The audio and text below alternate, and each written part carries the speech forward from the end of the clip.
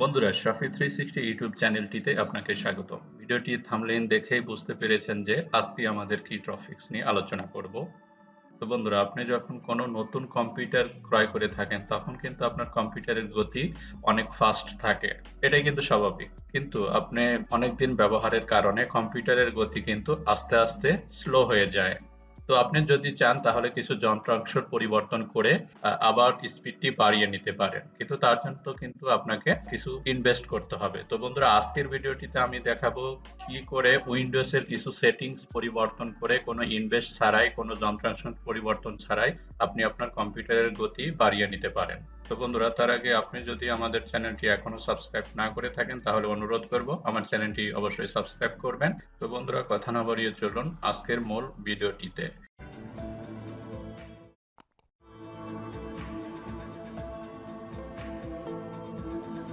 তো প্রথম যে স্টেপটি আমি দেখাবো, যে টিপস অ্যান্ড ট্রিক্সটি আমি আপনাদেরকে শেয়ার করব, সেটি হচ্ছে স্টার্টআপ প্রক্রিয়া নিয়ন্ত্রণ করা। তো আপনি যখন কোনো কম্পিউটার চালু করেন তখন কিন্তু আপনার প্রয়োজনীয় প্রোগ্রামের পাশাপাশি স্বয়ংক্রিয়ভাবে কিছু অপ্রয়োজনীয় প্রোগ্রাম চালু হয়ে যায়। ব্যবহার করা না হলেও এসব প্রোগ্রাম চালু থাকার কারণে কম্পিউটারের গতি কমে যায়। উইন্ডোজ 10 এর টাস্ক ম্যানেজার থেকে সহজেই এইগুলো বন্ধ করা যায়। তো এজন্য কিবোর্ডের একসঙ্গে আপনাকে কন্ট্রোল প্লাস শিফট এবং ইএস কি চেপে টাস্ক ম্যানেজার চালু করতে হবে। তো আমি চাপ দিচ্ছি কন্ট্রোল প্লাস শিফট এবং ইএস কি। তো দেখুন, এখানে আমার টাস্ক ম্যানেজার কিন্তু ওপেন হয়ে গিয়েছে। অথবা আপনি যদি চান তাহলে এখানে আপনার যে কোনো একটা ফাঁকা জায়গায় রাইট ক্লিক করে, আমি আবার একটু অন্য একটা স্টেপে দেখাচ্ছি। দেখুন, এখানে জাস্ট শুধু রাইট ক্লিক করে আপনি টাস্ক ম্যানেজার ওপেন করতে পারেন।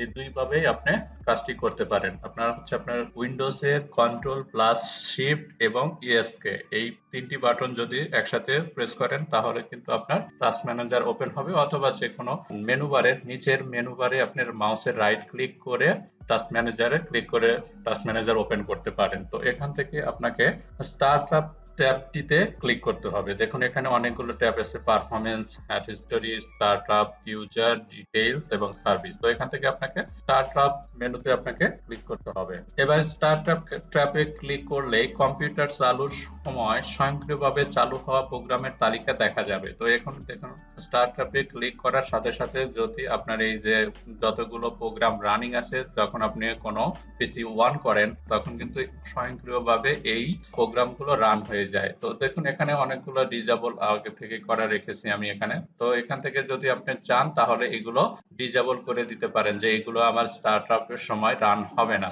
জাস্ট শুধু আপনি যেই প্রোগ্রামটি ডিজেবল করতে চাচ্ছেন সেই প্রোগ্রামটি সিলেক্ট করে মাউসের রাইট বাটন ক্লিক করে দেখুন এখানে ডিজেবল আছে, ডিজেবল করে দিবেন। তো আমার এই প্রোগ্রামটা কিন্তু ডিজেবল হয়ে গেছে। দ্যাটস মিন আমার স্টার্টআপের সময় এই প্রোগ্রামটি আর রান হবে না। তো আরো কিছু প্রোগ্রাম আমি এখানে দেখাচ্ছি। দেখুন, মাইক্রোসফট অন ড্রাইভটা আমার স্টার্টআপের সময় রান হয়ে যাচ্ছে। তো আমি এটা রাইট ক্লিক করে জাস্ট ডিজেবলে ক্লিক করব।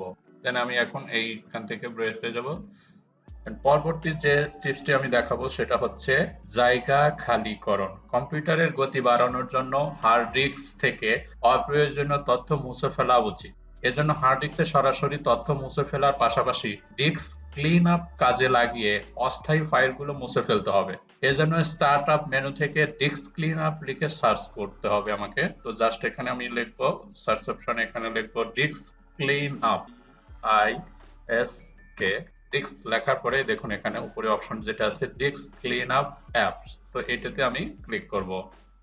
ডাবল ক্লিক করার পরে তো দেখুন এখানে আমার যে ড্রাইভ গুলো আমি ক্লিন আপ করতে চাচ্ছি সেই ড্রাইভ গুলো আমাকে এখানে শো করবে। তো অস্থায়ী file, offline web page, installer ফাইলের মতো অপ্রয়োজনীয় ফাইলগুলো তথ্য এখান থেকে আপনি মুছে ফেলতে পারেন। জাস্ট শুধু আমি এখানে ওকেতে ক্লিক করব। জাস্ট দ্যাটস মিন আমি সি ড্রাইভটা ক্লিন আপ করতে চাচ্ছি। দেন এখানে আপনি জাস্ট ক্লিক করতে পারেন যে কোন ফাইলগুলো আপনার এখানে যে ফাইলগুলো আছে এই ফাইলগুলো আপনি ক্লিন আপ করতে চাচ্ছেন। জাস্ট এখানে দেখুন ক্লিন আপ সিস্টেম ফাইলস। তো এই ফাইলগুলো আমার ক্লিন আপ হয়ে যাবে। তো আমি এখান থেকে আরো কিছু ফাইল, টেম্পোরারি ফাইল, দেখুন টেম্পোরারি ফাইলস যদি সিলেক্ট না থাকে টেম্পোরারি ফাইলসটা আমি ক্লিক করে নিচ্ছি। দেন উইন্ডোজ ইরোর, আমার যেগুলো দরকার নেই সেগুলো আপনি এখান থেকে ডিস্কগুলো ক্লিন করে নিতে পারেন। রিসাইকেল বিনটাও আমি ক্লিন করে নেব। 135 এমবির মতো এখানে খাচ্ছে। তো এইগুলো আমি ক্লিন আপ করে নেব। Just clean up system files অপশনটিতে আপনি ক্লিক করবেন। আমার ডিস্ক কিন্তু ক্লিন আপ হয়ে গেল। স্ক্যানিং উইন্ডোজ আপডেট ক্লিন আপটা সবগুলো আমার এখান থেকে কিন্তু ডিস্কটা ক্লিন আপ হয়ে যাচ্ছে।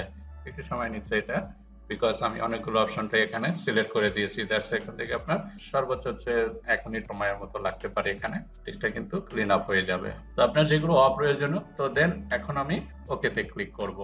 ডিলেট ফাইল যদি are you sure you want to permanently delete this files, এগুলো যদি ডিলেট করতে চাচ্ছেন, দেন আমি ডিলিট ফাইলসগুলো আমার ডিলিট হয়ে যাবে। অর্থাৎ যদি থেকে থাকে যে অনেকগুলো, যখন আপনি কোনো কিছু ডিলিট করেন তখন কিন্তু সেটা রিসাইকেল বিনে চলে যায়। এটা কিন্তু আপনার কম্পিউটারকে স্লো করে দেয়। তো আমি সেগুলো যাতে আর না থাকে আমি ডিলিট করে দিলাম।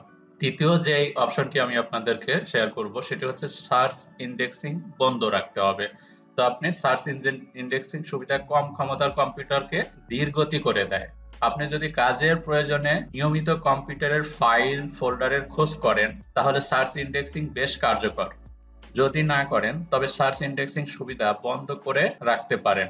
এজন্য আপনাকে স্টার্ট আপ মেনুতে গিয়ে লিখতে হবে ইন্ডেক্স। যা শুধু স্টার্ট আপ মেনুতে আমি এখানে লিখবো ইন্ডেক্স, INDEX, ইন্ডেক্স। দেন দেখুন এখানে আমার অপশন চলে এসেছে, ইন্ডেক্স অপশনটা আমি ক্লিক করব।